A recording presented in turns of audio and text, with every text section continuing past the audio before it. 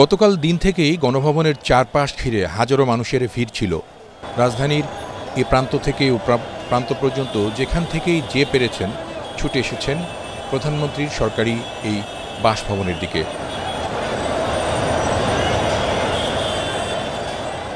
এক পর্যায়ে বিকেলের দিকে এই ভবন ঘিরে চারপাশে লাখো মানুষ অবস্থান নেন।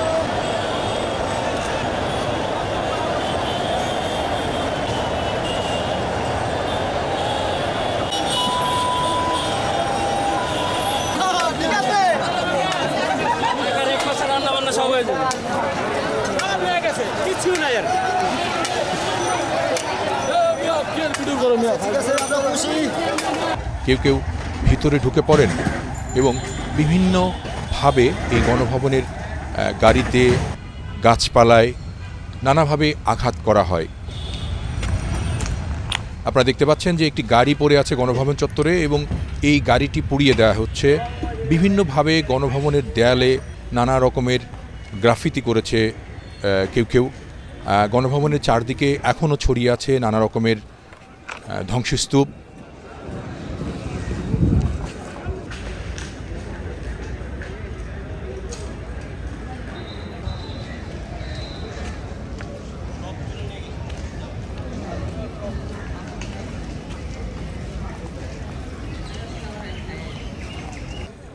কোনো কামরাই আর অক্ষত নেই।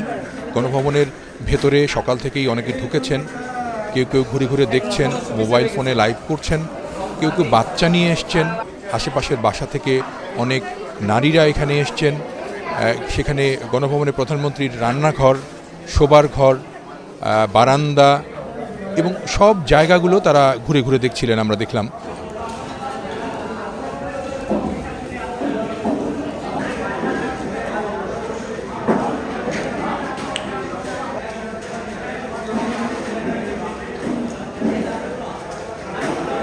এবং একই সাথে গণভবনের যে পুকুরটি ছিল সেই পুকুরেও কিন্তু অনেকে নেমে পড়েছেন আনন্দে। সেই পুকুরে কেউ কেউ গোসল করছেন।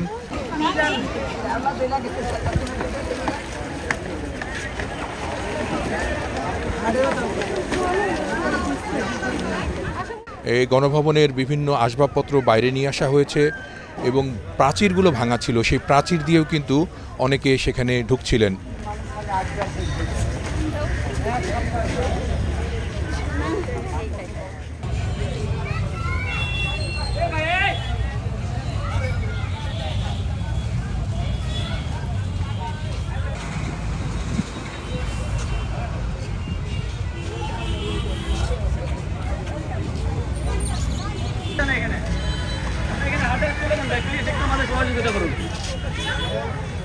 এক পর্যায়ে সেখানে আইনশৃঙ্খলা বাহিনীর কর্মকর্তারা চলে যান, কয়েকজন সদস্য দাঁড়িয়েছিলেন এবং আপনারা দেখতে পাচ্ছেন যে গণভবনের খবর কভার করার জন্য কয়েকটি গাড়ি সেখানে গিয়েছিল বিকেলে। সেই গাড়িগুলোও ভাঙচুর করা হয়েছে এবং আসবাবপত্রগুলো ভেঙে চুরে গণভবনের গেটের সামনে এবং দেয়াল ভেঙে তার সামনেও এনে রাখা হয়েছে অনেক কিছু। তো এই পরিস্থিতি দেখে আসলে বোঝার উপায় নেই যে এটি রাষ্ট্রের সর্বোচ্চ কারো বাসভবন।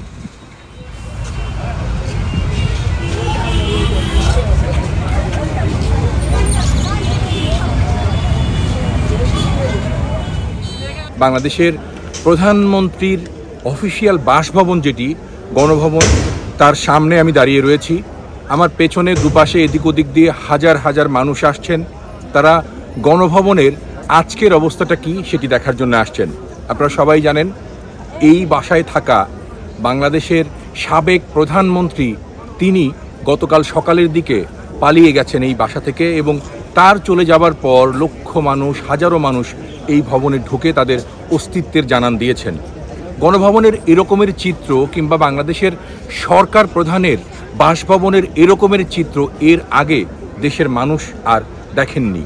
বোধ করি ভবিষ্যতেও আর দেখার মতো পরিস্থিতি তৈরি হবে না। তবে এই যে ঘটনা প্রবাহ এবং গণভবনের এই যে চিত্র, সেটি বাংলাদেশের জন্য একটি ইতিহাস হয়েই রয়ে গেল। কেরামতুল্লাহ বিপ্লব, ATN বাংলা, গণভবন, ঢাকা।